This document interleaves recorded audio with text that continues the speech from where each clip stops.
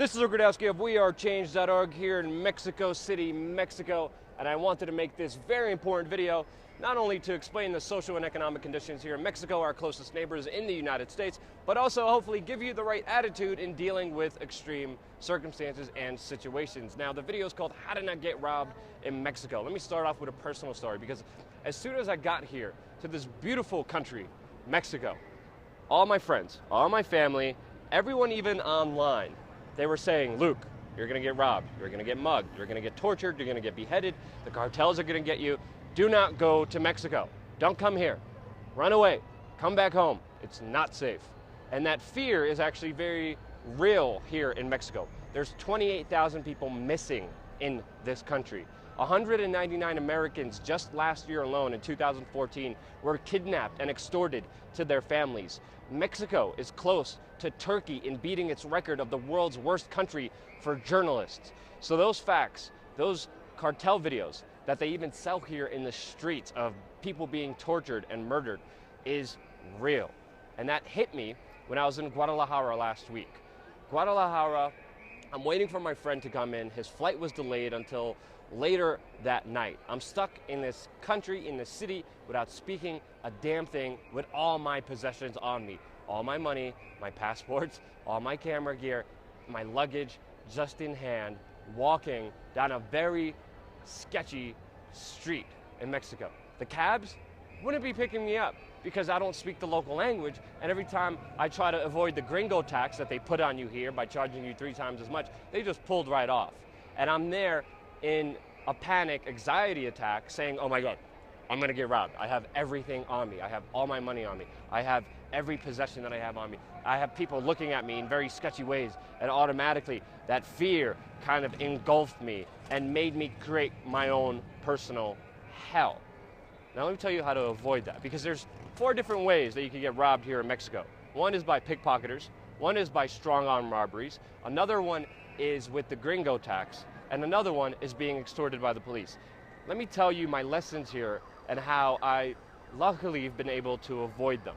Now, in New York City, where I grew up in Brooklyn in the 90s, I learned from a lot of my friends who used to rob people, whether it was pickpocketing or strong arm robbing them, that what they used to do is they used to go to the busy intersection or wait outside of a sketchy street and look at people.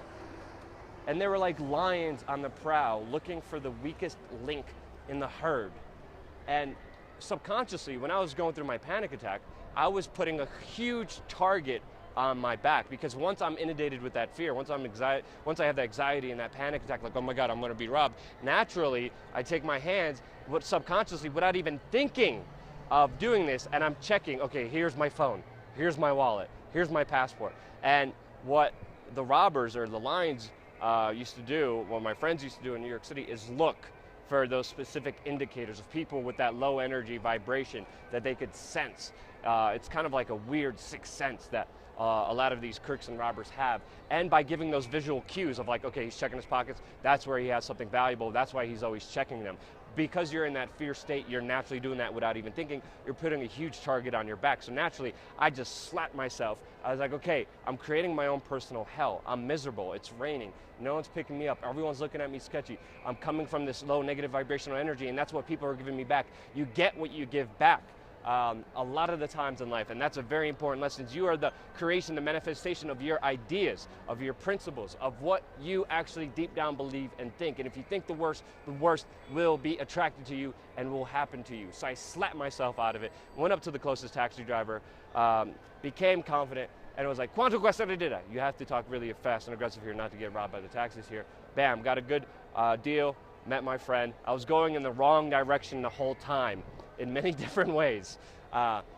They put me in the right direction, got me connected with my friend, and I was safe that night. But just like our thoughts create our body language and our mentality naturally, we could also do other small things to trick ourselves, whether it's smiling.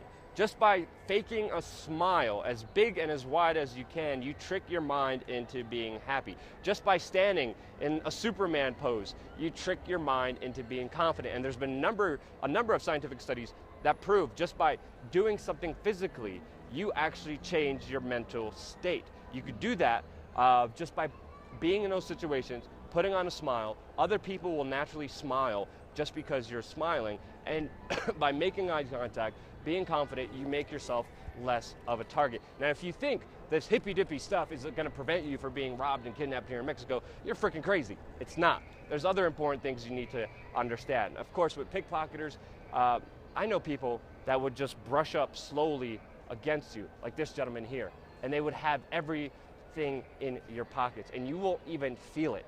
You won't even see the things missing in your pockets. Couple pointers: keep a little bit of your money in your front pocket.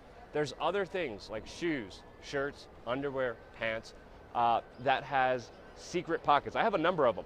I'm not going to tell you which ones because I'm going to make myself a target, and someone on YouTube is going to be like, look, I robbed Luke with his secret pocket and I found out what he has.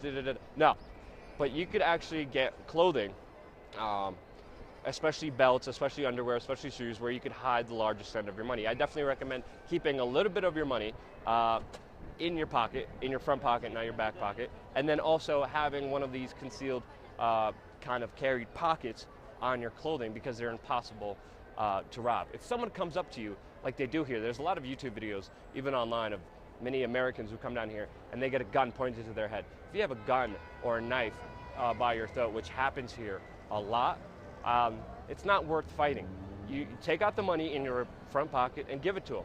A lot of times those interactions are made within seconds. They don't have time to examine your underwear or your shoes or your belt for your secret stash of money, but you always want a secret kind of stash, because it's extremely important. If you get put in a very horrible situation, you need money to get back home safely, or to wherever you're staying at safely, and to contact people. So always have an emergency stash of cash somewhere on you secretly, but always have the little bit of money in your pocket, so you're not opening up the secret stash and you're not giving those key point of indicators. I also strongly recommend, when you have shoes, take out the insole of your shoes and then write down the local contacts to maybe the people you know here or your family back home. It's very important for me, especially in the United States, when I get arrested and I'm in jail and I gotta make a phone call. A lot of times I don't remember the phone numbers, but by having them in here, it is extremely, extremely important. Now, another way you get robbed here in Mexico is by the police. You can see the police working in here. Now, the police here make $15 in one day, 15 American dollars in just one day of working as a police officer. That amounts to about $300 to $400 on average per month. They don't make a lot of money, but they do make a lot of money in other means and other ways. Right here in Mexico, if you do anything illegal, the police officers will come up to you and will give you an option. You pay and you get to walk, or we send you to jail. Now, the Mexico jails, they're not as bad as people think they are, especially here in Mexico City. And a lot of times, if you do something illegal, like walking down the street with a beer can, which is legal here, police will say, all right, give me what you have and we'll let you go, and there'll be no more troubles. A lot of times, they will make the majority of their money this way. I met people here that were driving drunk in their car. They paid the cop $500 and they were able to drive off drunk in their car. If you get caught here driving drunk, you spend 21 hours in jail. No record, no fines, just 21 hours in jail. Or you could pay the cop 500 pesos, which is horrible. I met somebody here that ran over a guy in his car, paid the police off, and was able to just get away scot-clean. It's definitely not right, but that's the way that everything here operates. The police don't get paid a lot, so if they catch you doing something illegal, they're going to extort you in one way, shape, or form. Now, the most brutal extorters here in Mexico are, without a doubt, especially if you're a tourist, the taxi drivers. The taxi drivers are, I'm not going to curse, they will charge you 3 times as much just because you don't speak the local language, just because you don't look and fit in what they naturally want, that people here naturally do. So if they detect an accent, if you're not speaking the language, if you look like me and you stick out like a sore thumb in this huge crowd, they will take as much money as they could from you. And when they do that, you always have to negotiate right before you get in. They won't turn on the meter for you, but you always have to negotiate. ¿Cuánto cuesta? I learned that very key phrase, catch them off guard, pull off a taxi. ¿Cuánto cuesta? And I'm going here and here, and then ¿cuánto cuesta? let them tell you a number without first detecting that accent, and then you'll be able to negotiate. Normally rides here are 50 pesos. They try to charge me 150 all the damn freaking time here. And it's a pain in the freaking ass to deal with in many ways, shapes, or forms. And again, I literally sometimes get in a taxi and turn on the meter for them. And then either they are like, okay, or they'll just kick me out.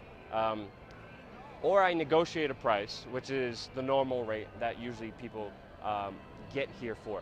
But taxi drivers here also have other dirty tricks that are impossible to deal with.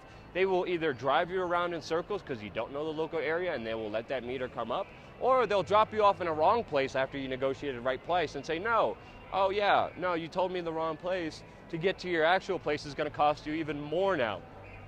So to just avoid all that crap, I strongly recommend what you do is go to the phone company here.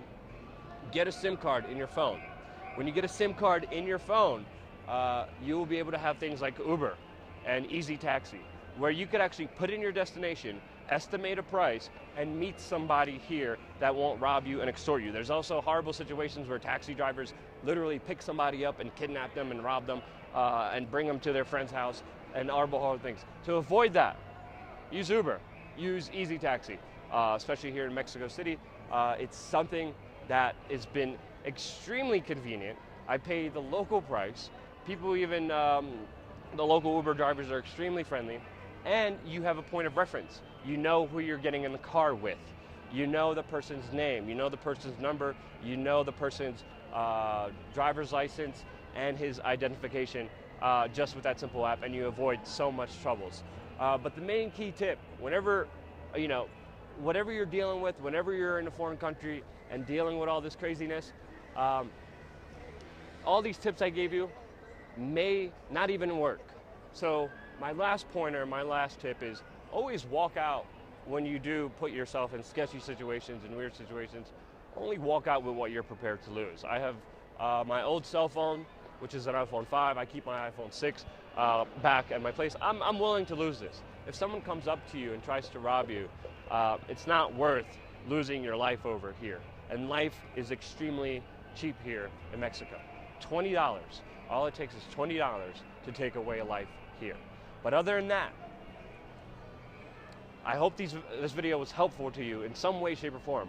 If you want me to do more travel videos with tips and pointers, click the like button. Let me know what kind of videos you're interested in. But my last kind of point here in Mexico is, don't be afraid. Don't create your own personal hell. Don't be afraid to visit areas like Mexico. It's been a life-changing, altering, just quest that I've been on here within the last few weeks. And I have to say, the Mexican people overall are hardworking, dedicated, family-oriented, beautiful, amazing human beings. I did not have one negative experience here in Mexico. I love this place. The weather, the food, the culture, everything encompassing here is extremely beautiful. Don't let the fear conquer you. Come with the right attitude, and you will create your own personal paradise. Get rid of that personal hell, create that personal, amazing experience by being confident, happy, open, smiling, connecting, opening with all these people, and you will have the time of your life like I'm having here in Mexico. Again, this is Rudkowski reporting for WeAreChange.org. Subscribe if you like this video.